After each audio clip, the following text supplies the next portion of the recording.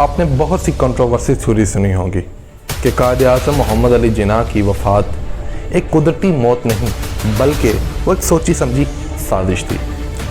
इस बात में कितनी सच्चाई है और कितना झूठ, ये हम जानेंगे आज की इस वीडियो में।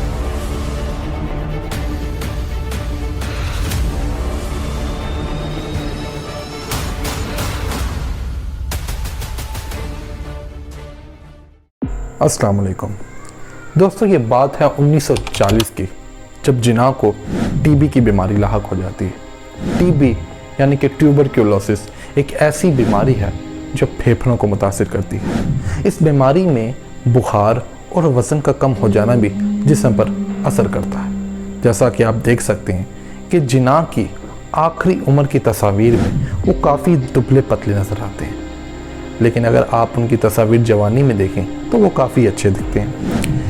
ये वजह सिर्फ इस बीमारी की है। इस बीमारी की वजह से जिन्ना ने अपनी आखिरी उम्र में काफ़ी वज़न खो दिया था। जिन्ना ने अपनी इस बीमारी को हर किसी से छुपाए रखा, यानी कि उनकी इस बीमारी के बारे में सिर्फ उनके करीबी दोस्त और उनके स्टाफ को ही पता था।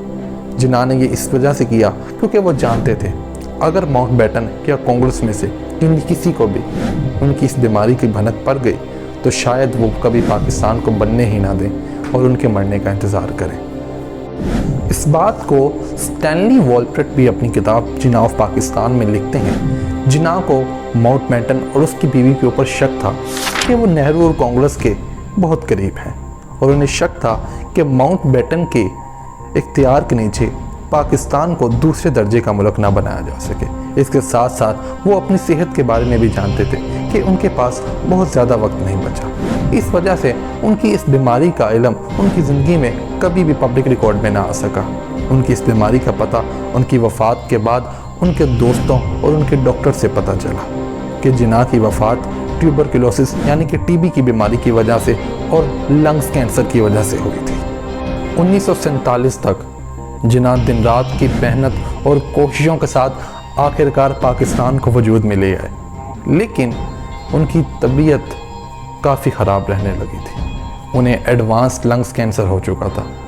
1948 जिन्ना बिस्तरे मर्ग पर पहुंच चुके थे।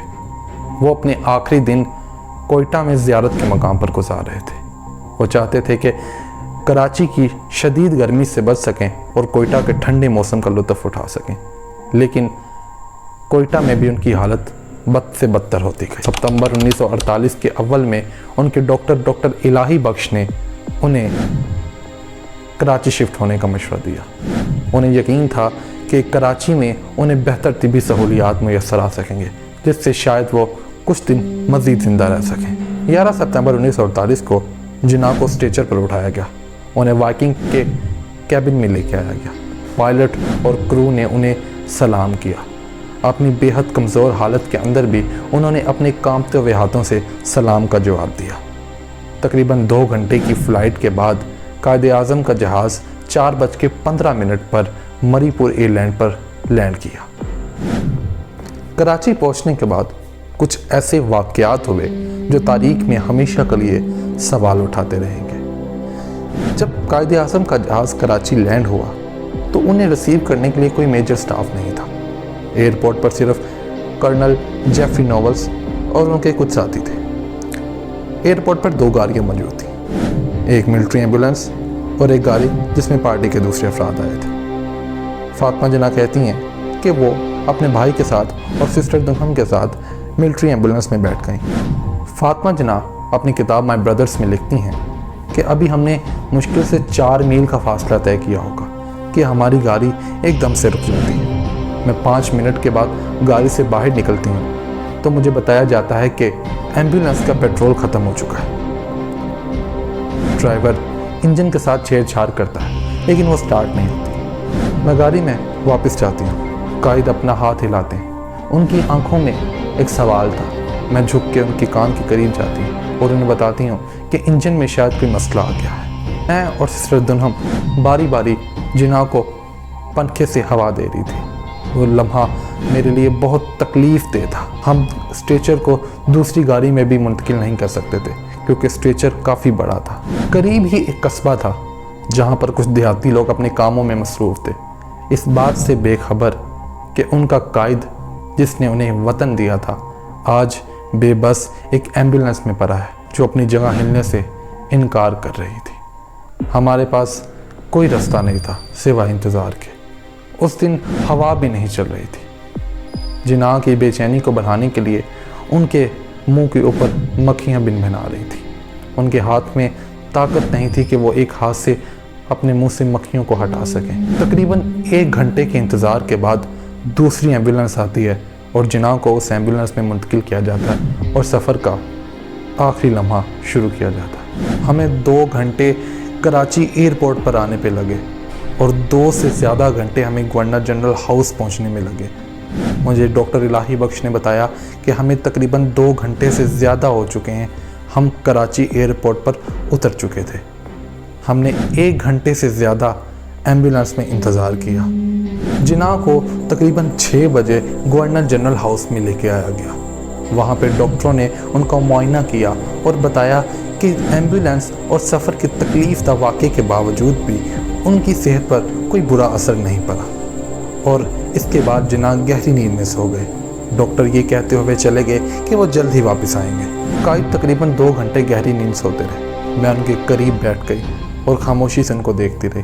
वो तकरीबन 2 घंटे बिना किसी खलल के आराम से सोते रहे। तकरीबन 2 घंटे के बाद उन्होंने अपनी आंखें हल्की सी खोली और मुझे करीब आने का इशारा किया।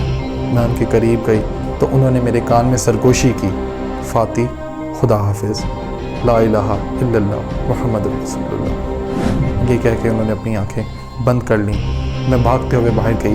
मैंने डॉक्टर्स को आवाज़ें दी। डॉक्टर्स अंदर आए और उन्होंने कायद के बिस्तर का एक सिरा ऊपर किया ताकि खून का बहाव उनके दिल की तरफ जा सके। डॉक्टर्स ने उनकी रगों में इंजेक्शन लगाने की कोशिश की लेकिन उनकी रगें बंद हो चुकी थीं। डॉक्टर इलाही बख्श ने कायद के कान में कहा कि हमने आपको ताकत का इंजेक्शन दिया, आप जीते रहेंगे। कायद ने धीमे से लहजे में कहा, नहीं, मैं नहीं, और उन्होंने 30 मिनट के बाद सोती हुई हालत में इस दुनिया को अलविदा कह दिया। दोस्तों, ये एम्बुलेंस ब्रेकडाउन का इशू क्या टेक्निकल इशू था या एक साजिश थी? इस बात का जिक्र फातिमा जिनाह ने अपनी किताब माय ब्रदर्स में भी किया है कि इस तरह के कोइंसिडेंस सोचने पर मजबूर कर देते हैं, मगर उन्होंने खुले तौर पर किसी को भी इसका जिम्मेदार नहीं ठहराया। बहुत से हिस्टोरियन ये भी कहते हैं कि कायद आज़म की मौत उनकी बीमारियों की वजह से थी, ना कि साजिशों की वजह से। फातिमा जिनाह की इस तरह की इनडायरेक्ट हिंट्स और उस वक्त की गवर्नमेंट की नेग्लिजेंस ने बहुत सी कंट्रोवर्सी थ्योरीज को जन्म दिया। एक पॉइंट ऑफ व्यू ये भी कहता है कि अगर जिनाह की देखभाल अच्छे से की जाती तो शायद वो अपनी ज़िंदगी के कुछ दिन मज़ीद गुजार सकते थे। आखिर में हम यही कह सकते हैं कि कायद आज़म की मौत को स्पेकुलेट करना तो काफ़ी आसान है, लेकिन इस बात का कोई सॉलिड सबूत नहीं है कि उनको वाकई में कत्ल किया गया है। ज़्यादातर हिस्टोरियन की यही राय है कि कायद आज़म की मौत एक नेचुरल डेथ है। आपका इस बारे में क्या कहना है? कमेंट बॉक्स में अपनी राय का ज़रूर इज़हार कीजिएगा। Thank you so much.